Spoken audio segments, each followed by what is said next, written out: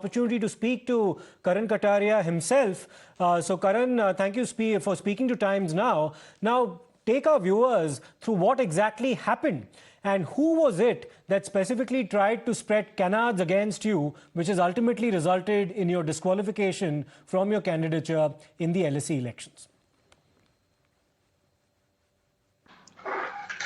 I was contesting for the general secretary election, a position I think, to my limited knowledge, was last held decades back by an Indian of an alma mater of a mother institute of Dr. Bhimrao Ramji Ambedkar, a great visionary. Everything was going well. On 24th March morning, a smear campaign is launched. It was so well planned campaign that it attempted to defame me, character assassinate me, terming me as homophobic, Islamophobic, Hindu nationalist, fascist. That it went on through all the LSE, student union, society, and various department groups that do not vote for this individual, do not vote for Karan Kataria. And it went viral in just few minutes. I was shocked. I was benumbed as to what is happening. I approached the student union. They were silent. They didn't turn up for my help. Till date, they have not publicly condemned this act. And they've disqualified my very candidature. So if you think my complaints as to what the other candidates have done was altogether neglected by the student union, during this campaign, few of the Indian students who were there near the polling booth station, excuse my language, I don't think I can use this language on social media and media platforms, but some limited words such as scumbags, Hindu fascist, they were shown gestures, middle finger and whatnot. Tejaswini today came out, told the way she was harassed and bullied just because she was supporting me. There were several other students who were actually bullied just because of their nationality, just because of their faith.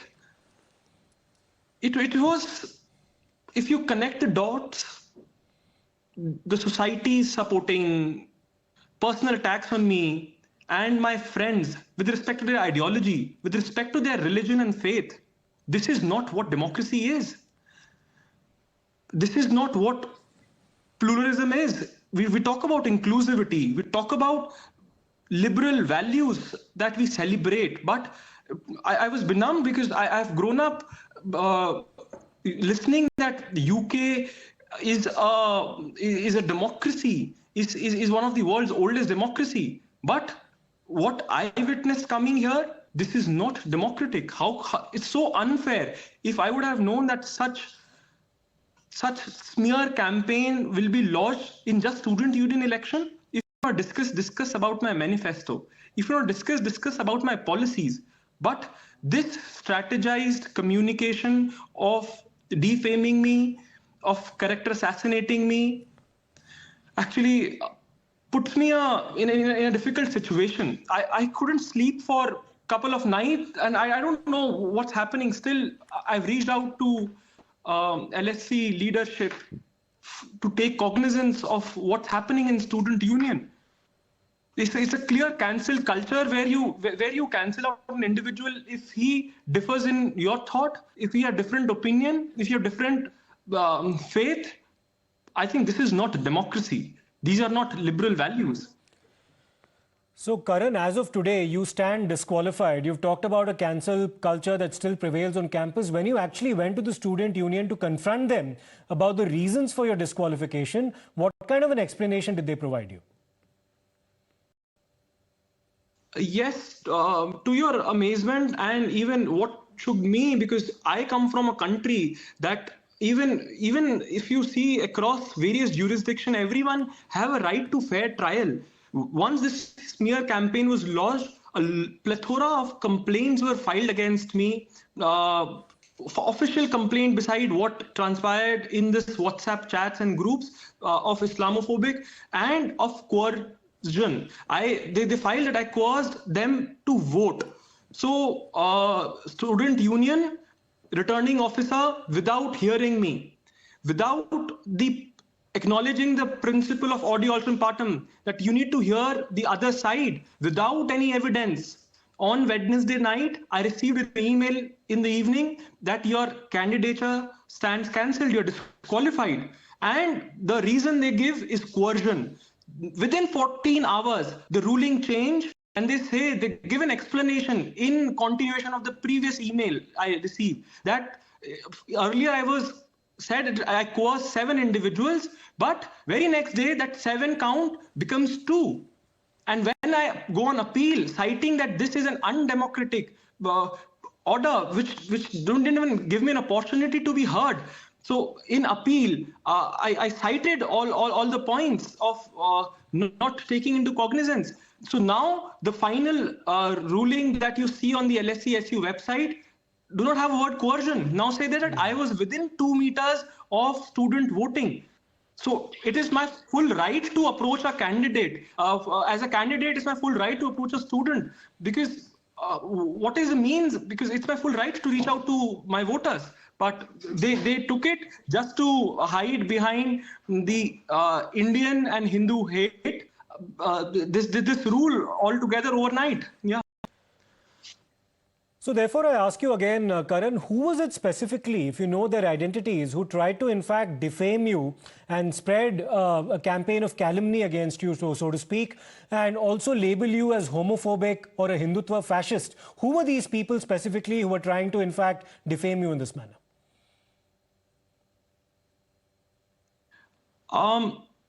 That's what I'm saying. That the entire point is, I have zero information as what complaints are lodged against me. I have zero information what evidences are corroborated, are used to justify those complaints. That's the whole gamut compendium of entire argument is. I don't know, like, who are the complainants, what are the evidences against me.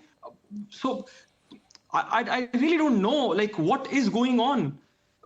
I've been after SU for it's been more than a week. I've been emailing them. I've been doing and exercising and following the all due process, democratic process. But end of the day, what I hear is just one reason, that I was within 2 meters. I asked them that if I'm wrong, please give me the evidence so that I can at least put up my. They refuse to show me the evidence. So, Karan, at the time of your disqualification and the kind of complaints that the student union would have received, did the complaints, as per your information, carry any prior statements that you might have made or certain messages that you might have put out in the social media? Were there any such references made that eventually led to the disqualification? Nothing. If you see my Twitter, I was not so much into social media. Okay. I founded India Policy Forum at LSE. 2 or 3 tweets pertaining to those events wherein I celebrated Indian values and culture. Beside that, no tweet. So nothing. I am an individual who believes in inclusivity, who believes in pluralism, who believes in the liberal values. But this smear campaign had no merit. All the claims of me being Islamophobic, homophobic, even a term which I had to search to know the meaning, like queerphobic, fascist. I was the only brown man contesting for the topmost position of General Secretary, and I was accused of racism. Look at the level of the accusations that were leveled against me. If I would have known that. Yeah. So, Karan, there are lots of people who've actually stood by you and tweeted in solidarity with you. That includes Rashmi Samant, who was in fact at the receiving end of something very similar at the Oxford Union a few years ago.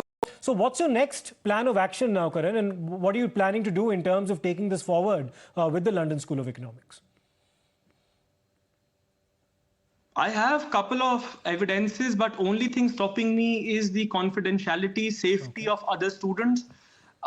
So if the community, if the country stands with me, if the entire diaspora stands with me, I'll definitely come up with those things, because I'm also, I've written to LSE formally about some other powers involved, a big channel involved, and things happening up. So yes, with time things will come up, provided the safety, confidentiality is secured, and so.